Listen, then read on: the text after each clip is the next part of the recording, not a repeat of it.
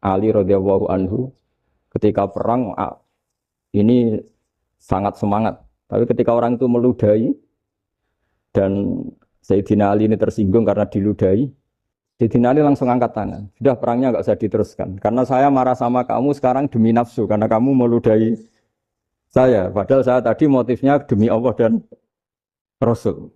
Jadi sangat tipis bedanya kita emosi karena diri kita dan emosi karena Allah dan Rasul.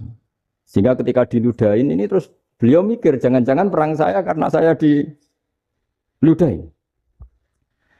Nah, yang hilang dari peradaban modern adalah Allah itu tidak begitu hadir di hati kita. Saya sering cerita di mana-mana, teks hadis itu sebenarnya berbunyi gini, ini hadis sahih. Mangka na yu'minu billahi wal yaumil akhir fal yukrim jarohu. Ada yang fal yukrim jarohu doifahu, ada yang fal yakul khairan aul yasmut. Siapa yang iman dengan Allah dan Rasul maka harus memuliakan tetangganya, memuliakan tamunya. Dulu itu ada seorang ulama, dipanggil anak muda, dibully dari sekarang. Wahai kiai, datang ke rumah saya. Datang kiai itu. Setelah sampai ke rumah orang itu, silakan kiai kembali ke rumahnya. Saya tidak butuh kiai. Kiai itu dengan riang kembali. Setelah di rumah dipanggil lagi. Pak Yai, silakan datang ke rumah saya. Datang lagi. Ya senyum-senyum kiainya santai. Wah, nggak jadi butuh Pak Yai, silakan kembali lagi. Sampai 3 kali. Oh itu kalau rektor digitukan marah itu. Dosen marah. Kiainya santai. Santai, senyum-senyum, rileks. Ketika ditanya, kenapa Pak Yai tidak tersinggung? Jawabannya unik.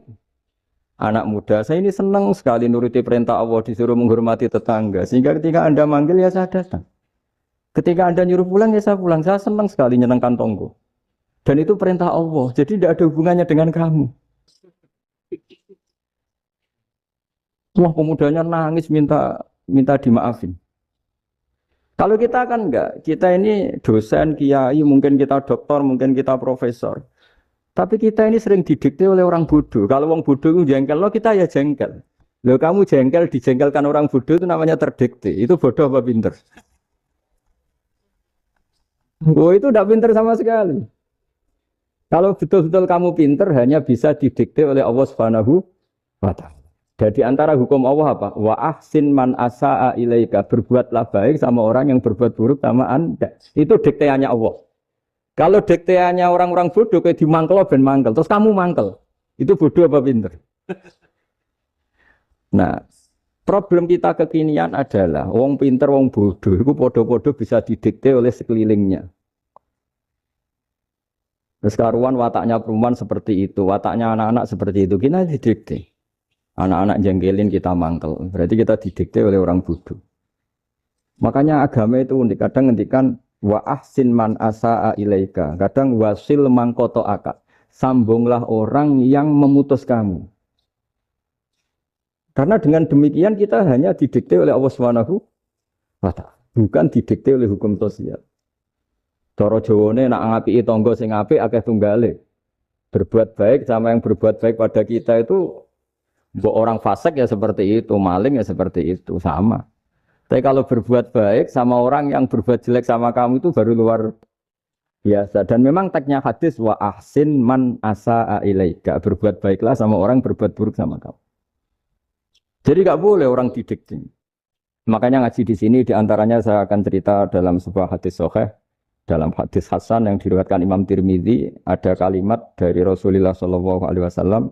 Dawe Nabi, la takunu imma'atan, taquluna in ahsanan nasu ahsanna, wa in zolamu zolamna.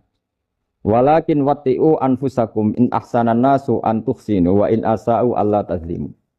Kamu jangan jadi orang yang mudah diombang-ambingkan oleh orang sekeliling kamu. Yaitu kamu mengatakan, jika orang baik ke saya akan baik, jika orang buruk ke saya juga akan membalas buruk. Itu namanya Anda didikte. Tapi berkomitmenlah kamu akan berbuat baik meskipun orang lain berbuat buruk. Nah sekarang logika sosialnya begini. Kalau di Indonesia itu ada 1000 kiai, ada 1000 profesor yang ingin membenahi Indonesia. Rata-rata orang awam itu semau gue. Terus mereka mendikte kita. Perilakunya agak simpatik, perilakunya jengkelin. Terus 1000 profesor ini ikut jengkel. Itu kira-kira jadi solusi apa goblok bareng? Sama 1000 kiai ini ikut jengkel. Ini jadi solusi apa goblok bareng? Goblok bareng. Nah problem sekarang kita ini biasa didikte orang bodoh.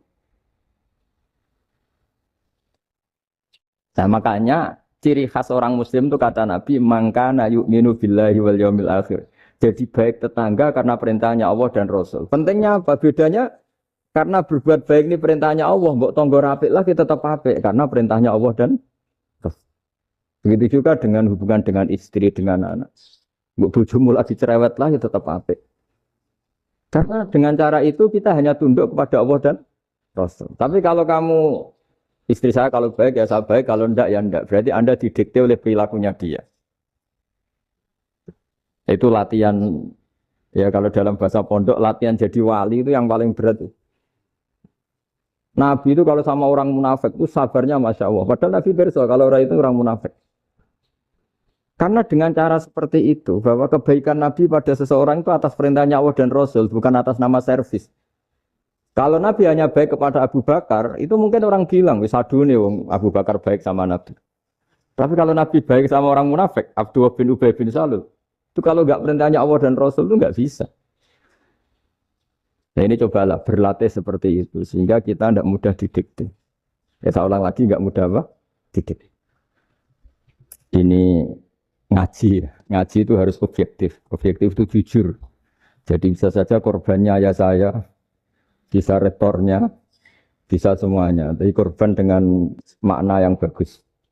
Karena di antara saran Al-Quran, Allah ngendikan kalau belajar atau mencari nasihat atau mencari kebaikan apa saja, itu diistilahkan walau ala anfusikum awil walidaini wal aqrabin. Meskipun ketentuan itu merugikan kamu.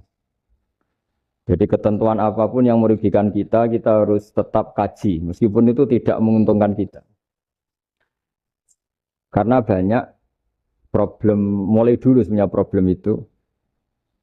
Orang yang wakam da'in yadda'i annahu da'a ilallah, tapi hakikatnya yad'u ila nafsi. Jadi banyak da'i yang mengklaim dirinya mengajak ke Allah dan Rasul, tapi sebetulnya hakikatnya mengajak ke kelompoknya sendiri.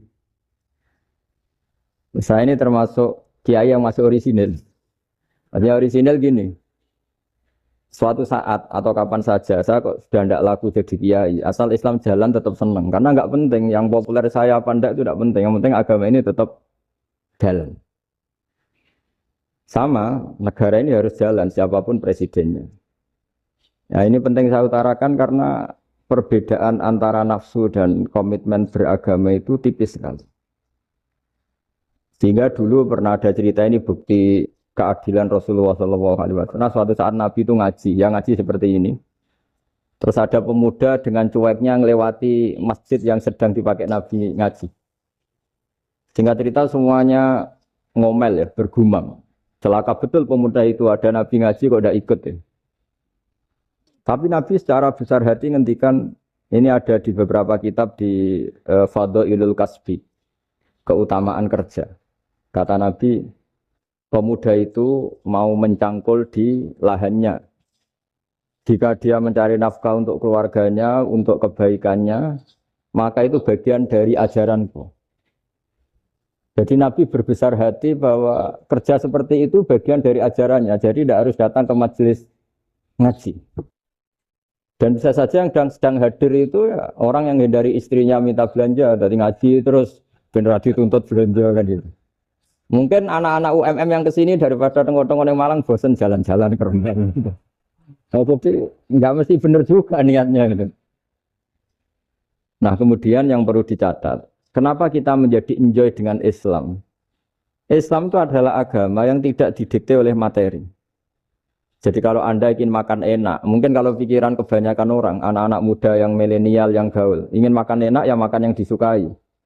Misalnya sate atau bakso Malang atau apa. Kalau orang-orang yang jadi wali enggak gitu cara berpikir. Ini yang masih orisinil.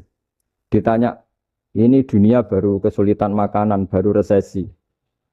Cara makan enak gimana? Jawabannya lucu. Ya gampang, idamuhu alju. Idam itu lauk. Kalau kamu ingin makan lauknya paling enak apa? Alju. Kamu harus lapar banget. Sampean kalau puasa itu melihat tempe itu wah luar biasa. Tapi kalau kamu nggak puasa, air putih itu nggak menantang. Tapi kalau puasa, tempe air putih itu menarik dan Anda tetap lahap. Apa? Karena lauk terbaik adalah alju, yaitu lapar. Lah tapi kita ini enggak, kita ini kayak orang bodoh. Kayak orang bodoh tadi, profesornya makan nyaman ya kalau sesuai selera. Nah itu kan sama dengan anak-anak ABG. Anak ABG itu makan lahap ya kalau yang disukai. Lalu bedanya apa ABG sama profesor? Kalau cara berpikir masih sama kan itu. Kiainya juga gitu. Kiai makan enak kalau yang disukai, kalau enggak ada. Lalu bedanya apa kiai sama orang awam? Orang awam juga gitu, makan lahap ya kalau yang disukai. Nah ternyata perilaku kita ini yang pintar sama yang bodoh sama. Kalau kamu ingin berkasta lebih baik, itu cara makan enak itu apa? Idamuhu al-jur. Lauk terbaik adalah karena kita sangat lapar. Makanya masyhur dalam cerita-cerita tarikh sirah nabawiyah. Nabi diberi hadiah, beberapa hadiah. Di antaranya ada yang diterima, ada yang enggak. Termasuk yang dikembalikan itu dokter. Ada seorang raja memberi hadiah Nabi dokter Tobit. Itu sama Nabi dikembalikan. Karena dokter ini sudah lama kumpul Nabi itu nggak pernah sakit. Akhirnya dokter ini putus asa, ini nggak perlu diobatin. Ketika ditanya, kenapa ya Rasulullah engkau tidak pernah sakit? Karena kita ini kaum, kita ini komunitas masyarakat yang tidak akan makan kecuali lapar. Dan kalau sudah makan, berhenti sebelum kenyang. Jadi sederhana sekali pengobatan zaman itu. Sebagian besar penyakit itu pasti disebabkan kita ceroboh dalam hal makan. Sudah ngerti kalau durian masalah, kalau makan durian enggak kehitung gitu. Apalagi kalau gratisan itu tambah banyak. Gitu. Pola tidur juga gitu, kata Nabi. Dan kita tidak tidur kalau tidak sangat ngantuk. Nah, itu namanya orang-orang soleh yang sudah ada didikte materi. Kalau yang didikte materi kan bisa tidur nyenyak kalau kasurnya enak, AC gini-gini. Sebenarnya enggak, tidur enak itu ya kalau sangat ngantuk. Mbok di gudang, mbok di bis, kalau sangat ngantuk ya semuanya ya enak. Sama, mbok lapar, mbok hanya tempe, tapi kalau sangat lapar itu ya enak. Nah ini ilmu yang mulai hilang, ilmu-ilmu yang mulai hilang. Nah ini pentingnya ngaji ya. Jadi akhirnya ulama-ulama Indonesia itu dipakai rujukan. Jadi mulai Mbah Hasyim, Mbah Ahmad Dahlan sampai era buyut-buyut itu masih orang alim. Lama-lama yang di Indonesia ini orang-orang yang bodoh. Sehingga orang Jawa kalau ke sana dibully, ya Jawa tak kulul khaya. Orang Jawa itu penggaweannya itu makan ular. Karena belut itu kalau di kamus itu persis ular. Dulu itu kan kamus tidak full color. Gara-gara gak full color, gambar belut sama ular itu sama. Belut itu belut sama ular kalau nggak full color gambarnya sama apa enggak? Sama. Terus orang Jawa itu kan masih banyak yang makan bajing tupai. Bajing kalau digambar tidak full color sama dengan tikus. Gambar yang tidak warna. Hitam putih. Sehingga kita ini dibully pemakan tikus dan pemakan ular. Karena belut itu persis ular kalau digambar yang tidak full color. Sampai datang Syekhona Khalil, datang ulama. Ngarang kitab ya judulnya Al-Belut. Karena enggak terima bangsanya dinyek makan apa? Ular. Terus dikarang. Wal belut hayawanun bakhriyun terus ya isu fi kadza wa kadza. Itu beda dengan al-hayyah. Itu diterangkan. Mulai disandri. Terus sistem hotel juga gitu. Sampai tanyakan dalam sejarah dulu orang Sedayu ada namanya Syekh Mukhtar. Syekh Mukhtar bukan bikin rumah besar yang siapapun orang Indonesia haji itu nempat di sana. Nah ini yang menginspirasi akhirnya ada hotel. Dulu Syekh Mukhtar hanya menyediakan untuk hujat-hujat Indonesia. Lama-lama jadi hotel. Cara ibadah juga gitu. Kita ini kan, saya ini punya bapak kiai, mbah kiai.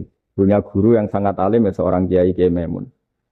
Itu dulu kita pengkaji ilmu itu tidak pernah tahu bedanya NU dan Muhammadiyah. Karena dulu Mbah Darwis itu Kiai Dahlan itu dulu ngajinya bersama Mbah Hasyim ketika di Indonesia yang ngaji Mbah Soleh Darat. Mbah Soleh Darat itu dulu ngajinya sama buyut saya keenam, namanya Mbah Soleh Asnawi di Kudus. Mbah Soleh Darat itu dulu alim-alimnya orang Jawa ya Mbah Soleh Darat, Soleh bin Umar. Tempatnya di Semarang, tapi beliau itu sebenarnya orang Jepara, Jepara yang dekat Kudus. Setelah di Mekah, Mbah Hasyim ini mondoknya ya, mulazimnya ke Syekh Mahfud Termas. Tapi sesekali ke Syekh Khotib Minangkabau. Nah yang Mbah Ahmad Dahlan lebih sering ke Syekh Khotib Minangkabau, sesekali ke Mbah Mahfud. Singkat cerita, karena Syekh Khotib Minangkabau sudah modern ya, terlibat organisasi dunia. Pas itu beliau pengagum Muhammad Abduh, pengagum Rasid Ridho.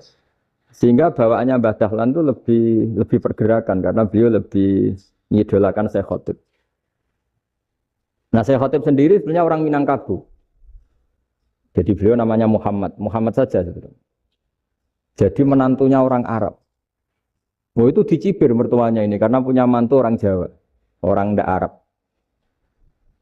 Singkat cerita terus di mertuanya bilang gini, kamu jangan pernah bilang kalau orang Arab itu mansa kanal Arab, orang yang bertempat di Arab. Walakin mantakallama bi Arabiyyin fasihin, tapi orang bisa ngomong Arab secara fasih. Singkat cerita, kalau kamu tidak percaya, nanti suatu saat menantu saya kalau Jumatan, tidak usah kamu kasih tahu, langsung suruh jadi khotib. Tidak usah kamu kasih tahu, sarannya tidak usah kamu kasih tahu. Kalau sekarang kan enggak. Kalau dosen mau jadi khotib kan mengumpulkan materi dulu. Lucunya di antara materinya itu dari TV. Makanya jadi ribet kan khutbah sekarang. Kalau musim corona ya akan ngomong corona, musim apa yang ngomong apa. Jadi lagi-lagi didikte oleh media. Sebenarnya kalau ngomong kan sesuai kebutuhan umat, ini obatnya apa? Tapi enggak sesuai trending topik, itu kan kayak anak-anak gaul. Ini dokter kok gitu kan aneh. Singkat cerita si khotib ini enggak dikasih tahu, Syekh Muhammad tadi enggak dikasih tahu, langsung disuruh khutbah. Fatakallama bikalamin fasihin. Dia ngomong fasih sekali. Bahkan ngalah-ngalahi fasihnya orang Arab asli. Semenjak itu beliau dapat gelar Al-Khotib, orang yang cakap berpidato berkhutbah. Ya terus dia Khotib Al-Minangkabau. Jadi orang Indonesia itu luar biasa. Dulu yang namanya orang Indonesia di Arab Saudi itu dihormati sekali. Karena yang ke sana itu pasti ulama. Sudah alim di Indonesia ke sana, termasuk Mbah Ahmad Dahlan. Mbah Hasyim dulu karena sama-sama muridnya Mbah Soleh Darat. Lama-lama yang ke sana itu TKI TKW itu ya mulai agak dibully. Dulu Syekh Nawawi di antara ijtihad yang dihormati itu beliau mengkritik nyuwun sewu orang yang kan orang biasanya normalnya kan muji orang mati syahid. Hebat orang mati syahid itu hebat gini. Oke, kita sepakat orang mati syahid itu hebat. Tapi kata Imam Nawawi dengan syarat niatnya itu li'ila'i kalimatillah dan itu bawaan takdir. Saya ulang lagi itu bawaan takdir, harus mati di medan perang. Tapi tidak boleh seseorang, ini niat perang, tapi niatnya supaya syahid. Karena kalau begitu berarti dia berniat supaya menjadi maktulal kafir, orang yang dibunuh orang kafir. Kedua, dengan dia mati berarti pasukan Islam berkurang. Berarti dia ingin pasukan berkurang, hanya ambisinya dia ingin langsung ke surga. Misalnya pasukan orang Islam itu 10, orang kafir 10. Kalau kamu ingin syahid berarti mati 1 kan, tinggal 9 kan? Nah kalau yang seperti itu 10 kan mati semua. Gara-gara ingin syahid akhirnya perang rapati tenanan, benang mati, benang mlebu. Kata Syekh Nawawi, ya enggak. Kalau kamu perang sama orang kafir ya niat menang. Dengan niat menang ini kamu ingin li'ila'i kalimatillah. Tapi kalau kamu ingin syahid, berarti kamu menuruti keinginan nafsu kamu yang cepat masuk surga. Itu orang Arab kagumnya bukan main. Karena di mana-mana orang itu dinilai dari niatnya. Paham ini ya? Tapi perang loh ya, dalam kondisi perang, bukan teroris. Perang itu artinya orang kafir yang ingin bunuh kita, itu perang namanya apa? Perang. Dulu orang cerita syahid itu hanya, pokoknya syahid itu hebat, pokoknya syahid itu hebat.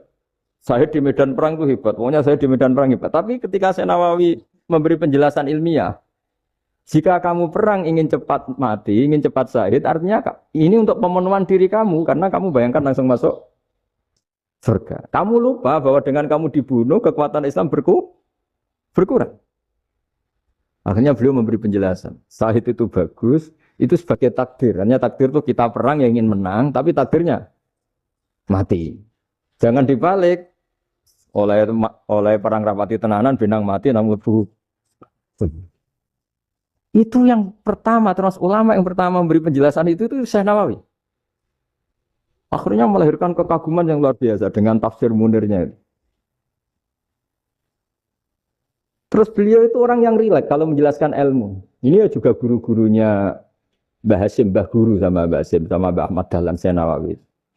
Jadi dulu yang alim di Arab itu ada Syekh Nawawi, ada Syekh Khotob Minangkabau, ada Syekh Bakir Jogja, ada Syekh Mahfud Termas. Itu orang Indonesia banyak sekali yang alim. Bahkan di antaranya yang dikagumi Al-Azhar itu juga orang Indonesia, nama Syekh Abdul Manan, itu mbahnya Syekh Mahfud Termas.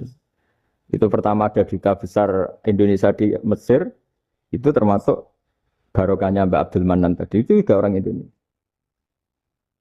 Jadi pemahaman ulama Indonesia itu khas, termasuk ketika memaknai apa?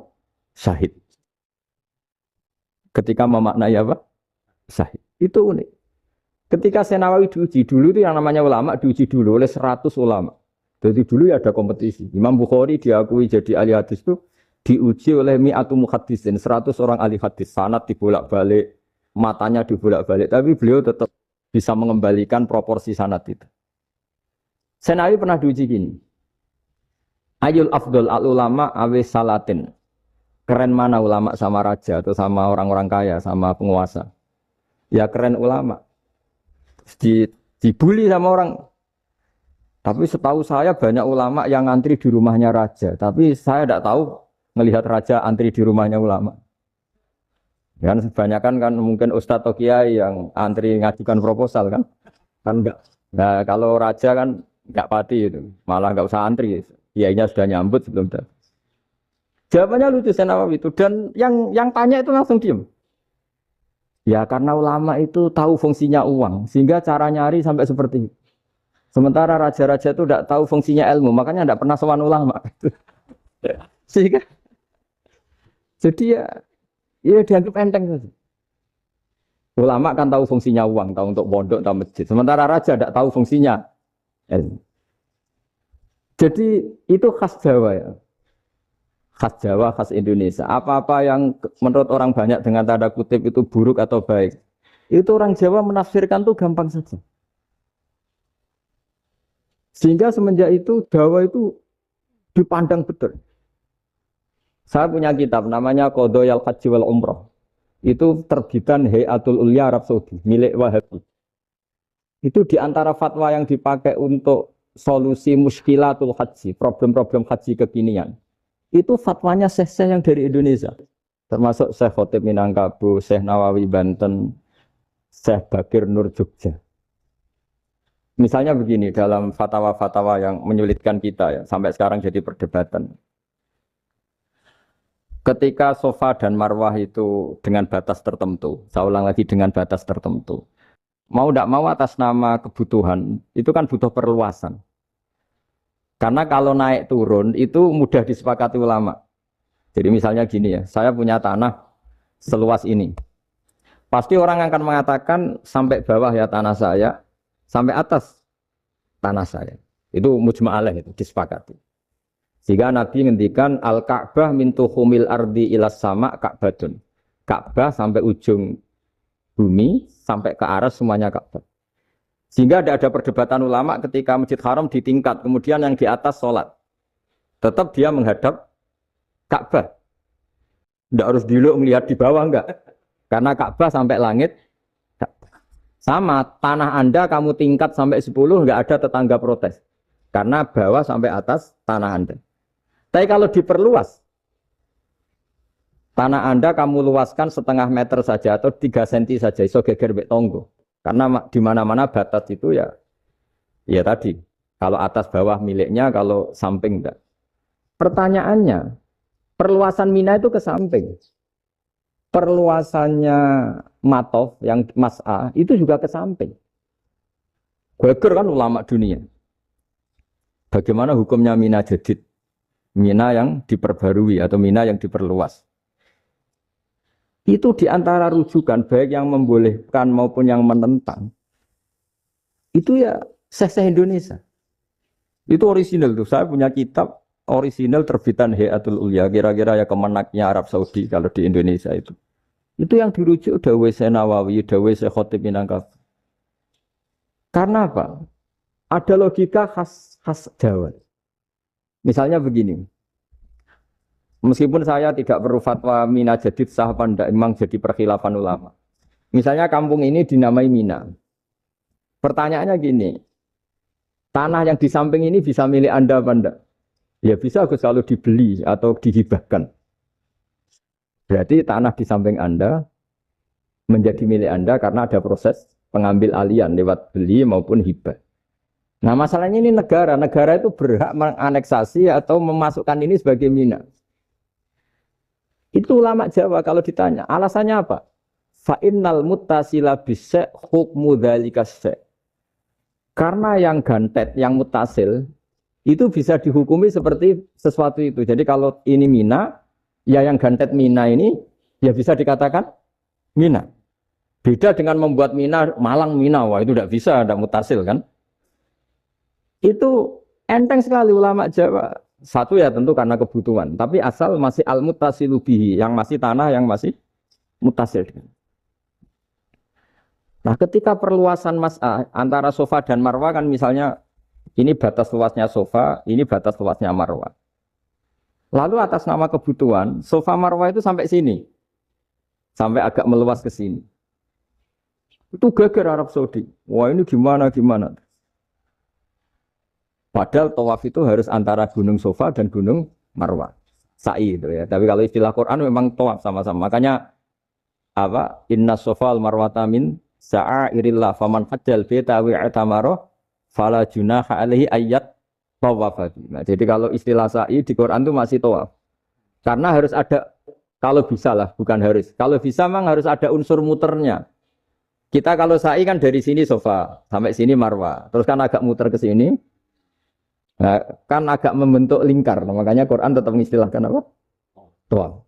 Jadi bukan sini ke sini, terus sini ke sini kan enggak, tapi sini sampai sini, terus muter kan, terus sini. Jadi antara setar dan selama ini prakteknya kan gitu ya. Sofa ngambil sini, terus ke sini, terus agak muter. Nah, karena ada unsur agak muter ini, terus orang menyebut apa? Tawaf. Tapi itu bukan syarat sah, ini cerita ideal. Saya ulang lagi ya. Gunung Sofa itu puncaknya atau pucuknya kalau dalam bahasa Jawa. Itu ya hanya segini, ini sampai sini. Nah, kelompok Islam yang fikih keras nggak boleh diperluas. Karena Allah memilih tempat ini itu spesial, jadi nggak boleh ke yang lain. Tapi ketika kebutuhan mendesak, mau tidak mau harus diperluas. Itu jawabnya Kiai Jawa lucu. Gunung sing ketok iku sing dhuwure tok. Sikilane luwih ombo. Berarti karena kan gunung kan bentuknya gini. Nah, sofa yang kecil itu yang atasnya, tapi sikilannya sini kakinya lebih luas. Jadi boleh perluasan asal tidak melebihi kakinya. Nah, dihitung ya lebih luas.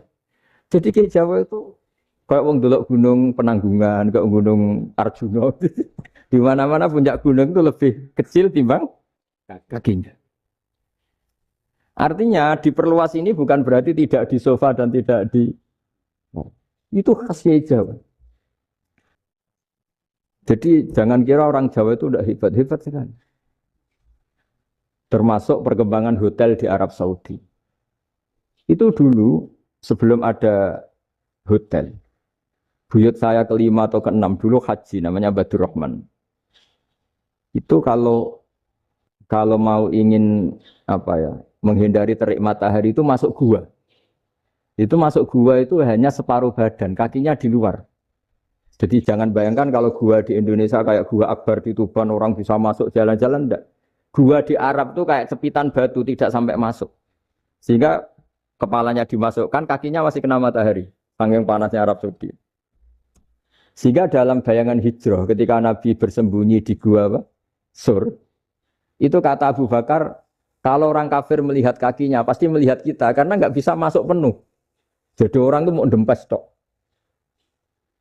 Sehingga ya kira-kira luasnya gua ya paling segini.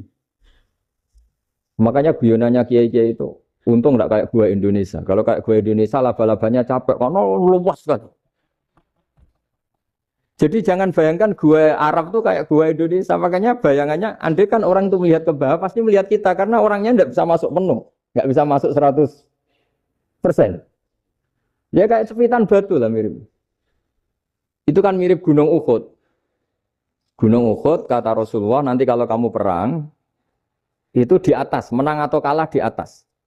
Musuh biar di bawah. Dengan di atas kamu bisa mana? Jangan bayangkan kayak Gunung Merapi, kayak Gunung Penanggungan. Nah, kalau Gunung Penanggungan mana ke bawah yang layang kan? Jadi gunung di Arab itu kayak bukit. Ya sampean pernah kan ke Uhud itu ya sama ini aja tinggi ini kan? Nah ini yang ada, mulai ada mis. Makanya nerjemah itu susah di Indonesia. Karena jabal itu udah harus tinggi. Kalau tinggi nggak bisa mana dari atas ke bawah kan nggak ngefek kan? Sampai kalau ke Uhud gunungnya pendek sekali sehingga yang mana dari atas ke bawah ya kalau kena musuh ya celaka karena memang dekat. Ya kalau gunung Indonesia mana dari atas ke bawah yang layang nggak ngefek. Nah itu susahnya nerjemah bahasa Arab ke kita. Jadi apa ya? Transkrip itu nggak gampang karena ada pengertian yang beda. Kita kalau bilang gunung itu tinggi sekali. Sampai banyak mahasiswa tersesat ya saking tingginya. Kalau orang naik Uhud nggak akan tersesat, wong ketok dari bawah. Nggak mau saya mau cerita. Kata Mbah Mun sering cerita. Kenapa wama arsalnaka ila rahmatalil alamin kata Mbah Mun? Allah itu pasti bikin ulama yang tidak produk Arab itu pasti ada. Kalau orang Arab jadi ulama wajar, bahasanya Arab, domisilinya di Arab. Tapi Allah akan selalu bikin ulama yang tidak bangsa Arab.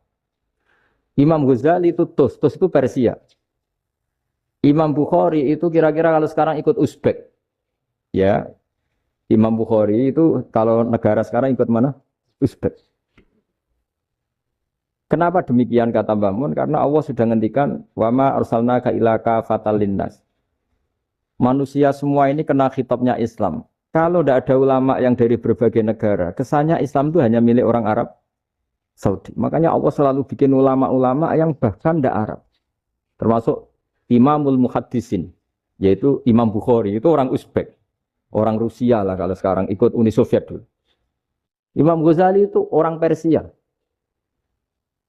Syekh Nawawi itu orang Banten. Karena Allah ingin memaklumatkan bahwa Islam ini untuk semua. Sehingga orang yang tidak Arab pun bisa belajar Islam. Yang alimnya itu nggak kalah sama orang apa? Arab. Makanya ini PR ya. Kalau Gus Dah Ploso nanti ngendikan suatu saat orang belajar Islam itu bahkan orang Arab pun bisa belajar ke Indonesia. Kalau orang Indonesia bisa alim betul kayak dulu. Sekarang banyak liga antar ulama.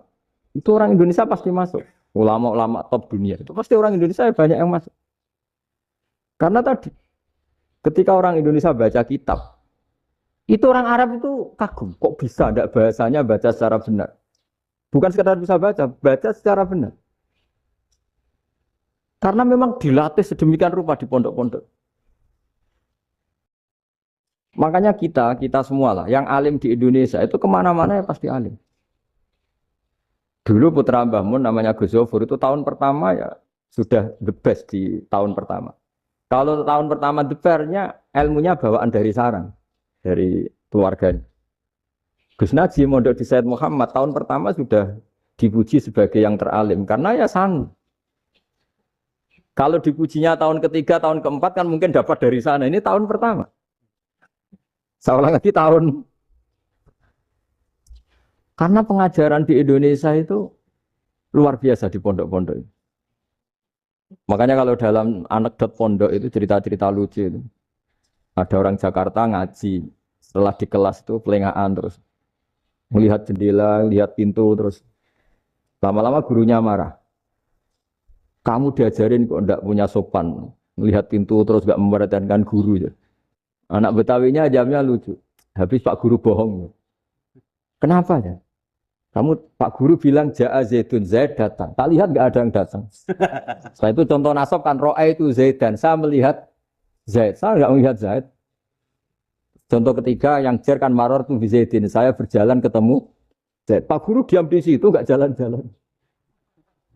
Jadi saking detailnya Indonesia itu jari. Kalau rofa Ja'a Zaidun. Kalau nasab ro'a itu Zaidan. Kalau jar maror tuh Zaidin. Nah si murid Betawi ini karena pertama sekolah, ngiranya gurunya itu cerita, Zaid datang. Makanya dia ngelihat pintu terus, mana katanya datang kok enggak datang-datang. Nah dengan latihan seperti itu, kemungkinan orang Indonesia salah itu kecil karena memang dilatih betul. Saya ulang lagi karena memang dilatih betul. Sehingga ketika orang Indonesia ini yang cerita seorang wartawan. Ini kisah nyata. Kali ini tidak anekdot, kisah nyata. Ada wartawan internasional ngeliput Ramlah. Ramlah itu di Gaza, di Palestina. Wartawan Indonesia ini hanya bisa bahasa Inggris. Dijak ngomong bahasa Arab. Terus dia bilang saya tidak bisa. Saya tidak bisa. Saya bisanya ngomong Inggris. Tapi apa yang terjadi setelah sholat? Si Indonesia ini jadi imam pakai sholat jariah lagi. Baca bismillah benar, bismillah hijar karena mudhof ilaih. Terus ketika iktidal ya benar, Rabbana lakal hamdu mil'u samawati wa mil'ul ardi benar. Ketika tahiyat ya benar, at-tahiyatul mubarakatus sholawat.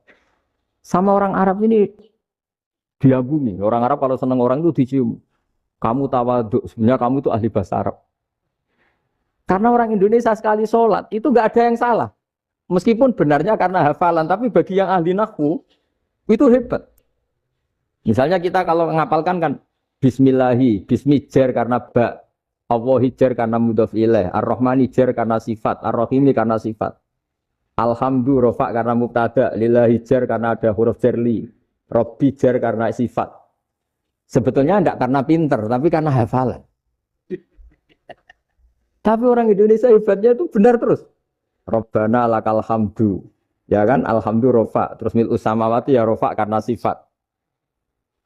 Sehingga terus orang Indonesia kalau sholat di Timur Tengah itu dipuji. Karena makhrajnya ya benar, rofa nasabnya juga benar. Nah itu di negara lain tidak ada yang kayak Indonesia. Orang Cina itu sering bikin marah orang-orang Arab. Karena kalau dongo itu nggak fasih kayak orang Indonesia. Orang Indonesia kalau dongo ya Allahumma tohir qalbi. Orang Cina ini yang jadi guyon di Arab. Allahumma tahir qalbi. Itu kan bedanya aja. Itu orang Arab pertama membiarin. Lama-lama kalbun entak gitu. Maksudnya asu-asumu gitu. Karena dia bilangnya qaf itu kaf. Jadi kalau Allahumma do Allah tohir, kalau aturi nyucekno panjenengan kalbi ing asu ingsun kan. Tapi kalau qalbi itu ati ingsun, tapi kalau kalbi anjing ingsun. Bedanya qaf sama kaf. Ana arah-arahnya kalbun entak. Asu-asumu maksudnya kan. Tapi padahal orang Cina itu bareng dilihat teksnya ya pakai qaf. Orang Indonesia enggak, mulai kecil dilatih, sak fase-fase. Sampai yo sulit betul latihan Fatihah itu. Kalau di Kudus malah sampai 3 bulan Fatihah. Sampai at-tahiyyatu, kurang bersih. At-tahiyyatu sampai ini. Sampai ada cerita itu orang dipanggil maftuhin itu enggak melengak, harus maftuhin. Baru melengak. Tapi barokahnya itu, orang Indonesia kalau dongo memang benar-benar Allahumma tohir qalbi. Ya Allah sucikan hati kami, bukan tahir kalbi. Karena sekali jadi kaf itu maknanya anjing saya. Ya Allah sucikan anjing. Jadi ini orang Indonesia. Jadi kata Mbah Mun, dawe Mbah Mun, illaka fatal linnas, bahwa agama ini milik semuanya. Itu diantara bukti Allah menghendaki atau mendesain Islam seperti ini, orang yang belajar di Indonesia itu pengetahuannya Islam, pengetahuannya tentang Islam itu tidak kalah sama yang belajar di Al-Azhar, sama yang belajar di Arab Saudi. Makanya ini PR-nya UMM, PR-nya IAIN, PR-nya UIN. Bisa enggak sealim mereka dalam bahasa Arab? Nah, bahasa Arabnya mau man anta, ana zaidun. Jangan sampai, karena kita di sana ini kadung dibully. Orang Arab tuh kalau bully kita, sampai tak kasih cerita. Oh, itu ngawurnya Masya Allah. Kata dia, ada anak orang Indonesia haji. Si anaknya orang Indonesia yang dijotos sama anaknya orang Arab. Dijotos, dipukul. Singkat cerita terus si orang Indonesia nggak terima, anaknya yang orang Arab dipukul. Yang balas bapaknya. Orang Arab tanya, lima ada dorobta ibni, kenapa kamu mukul anak saya? Itu orang Indonesia bahasa, wah anakku gila. Jadi hanya bilang gitu. Artinya anak saya dihada ya maka tak ada. Arabnya gitu. Anak saya dipukul maka saya balas mukul. Itu orang Arab mantuk oh gitu. Paham?